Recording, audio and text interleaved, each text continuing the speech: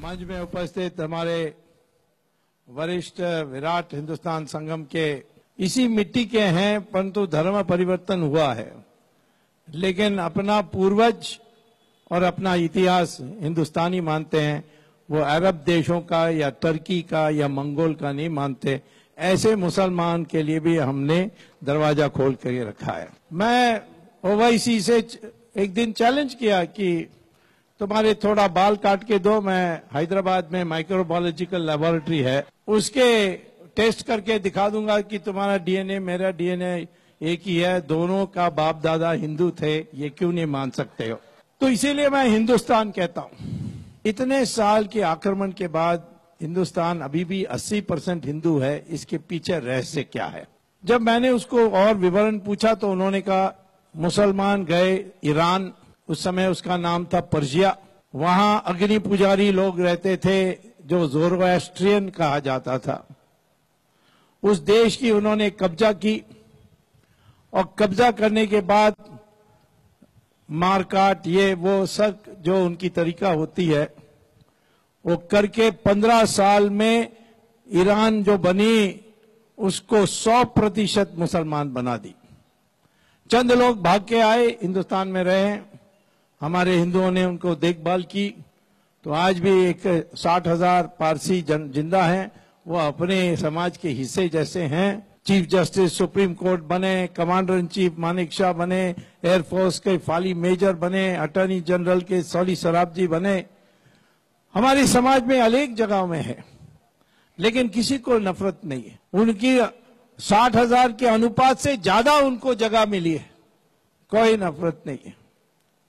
इसी प्रकार से यहूदी लोग ये विदेश से आए, सारे दुनिया में उनकी मारकाट हुई, हिंदुस्तान में बसे, हमने उनको कोचीन में उनकी मंदिर बनाई, बंबई में मंदिर बनाई और यहां शांति से रहे।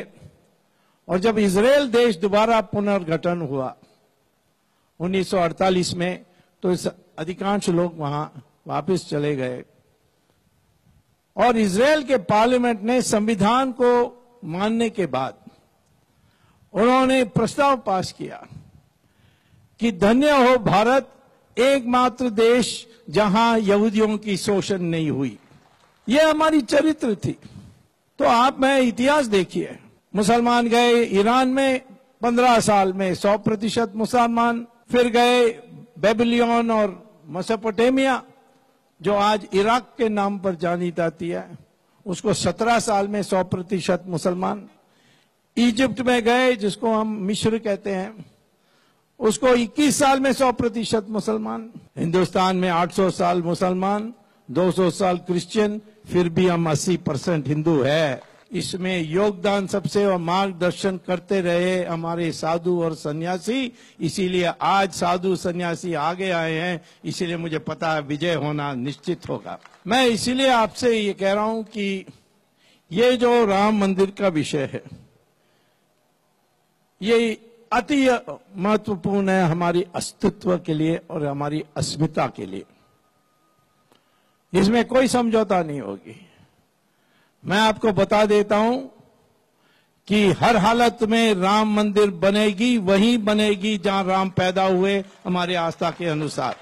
अब ये हमारे देश में राम की बुराई करना या राम की मंदिर बनाना या राम की कोई संस्था बनाने के लिए ये अंकुश लगाने वाले क्यों कर रहे हैं कि मुसलमान की अधिकार को छीना जा रहा है? ऐसे तो मैं आपसे पूछना चाहता हूं कि राम सेतु में क्यों इतना विरोध किया इन लोगों ने?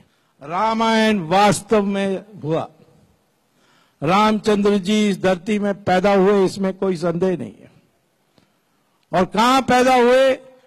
वही अयोध्या में, जिसकी जगह लोग हजारों साल से मानते आए हैं।